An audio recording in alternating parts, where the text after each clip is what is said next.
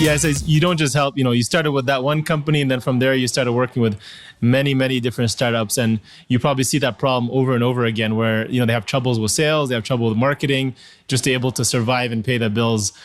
Is there a common denominator that you see there or maybe specifically in the SaaS world of an example you can share? Yeah, without question. I'll give you an example. So typically there's not enough money set aside for marketing and sales. There's no sales experience in the company.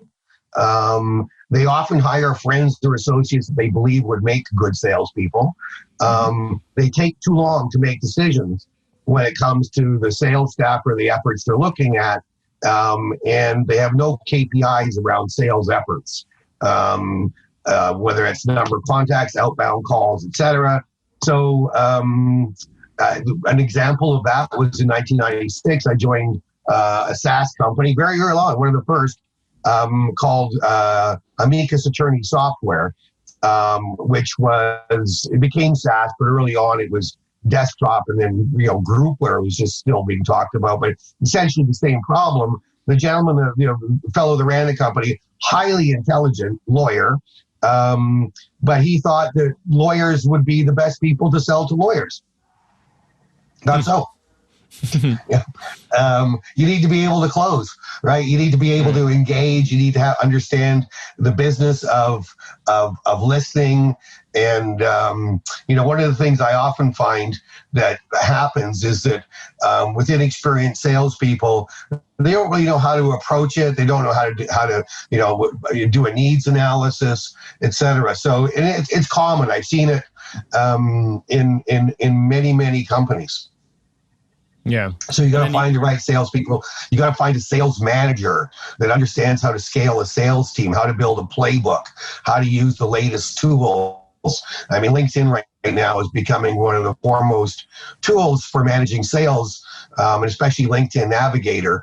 So you have to understand where the future is. You have to look to what's leading edge. Like, for example, there's new sales tools called playbook tools, where you build an actual playbook on how to market through LinkedIn Navigator, how many touch points, etc. And they're outstanding tools.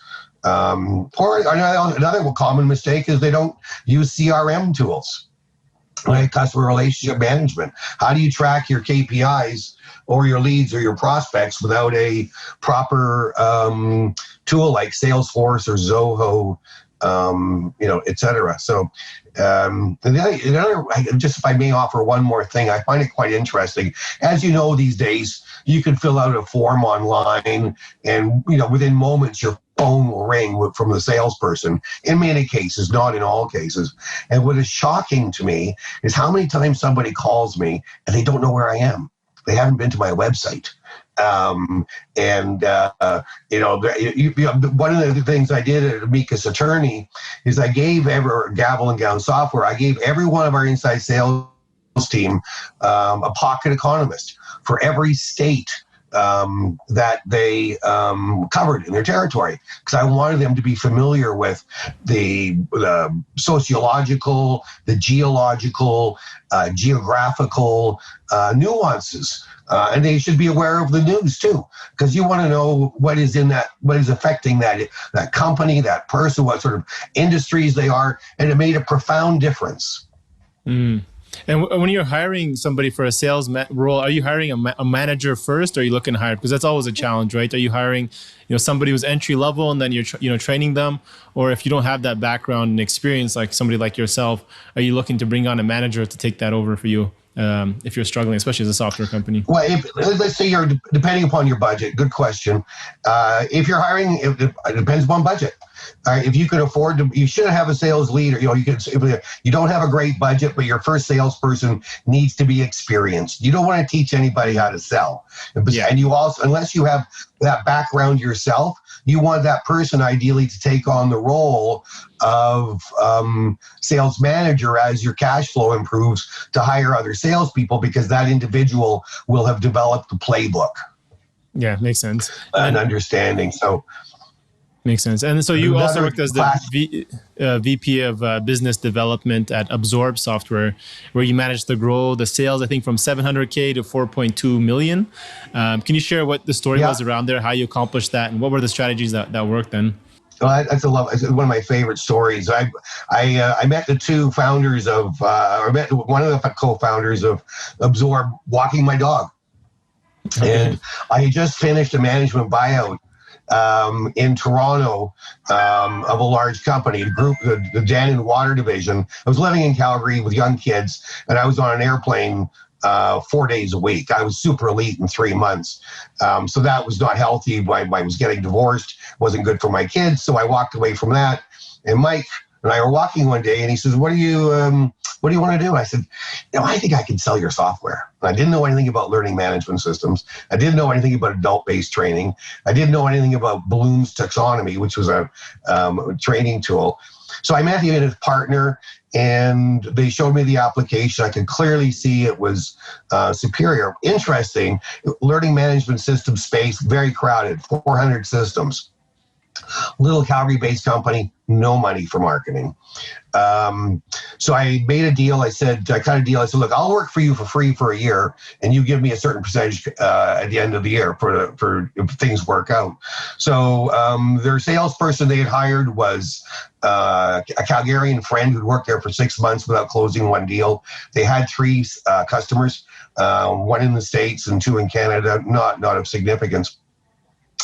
And they were focusing on the oil and gas sector here in Calgary because they knew it. No, we can't go there. We have to pivot.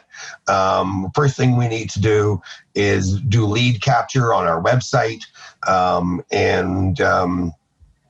One day, and it was a good website these guys had built. Mike sent me a lead, and he said, "Here, Peter, this is a Gmail account. It's probably not really a real prospect." So I looked at the name, I researched, and found a gentleman. He was real. I can't recall his first name. His last name is Furnish, brother of Neil Furnish, who's married to Elton John.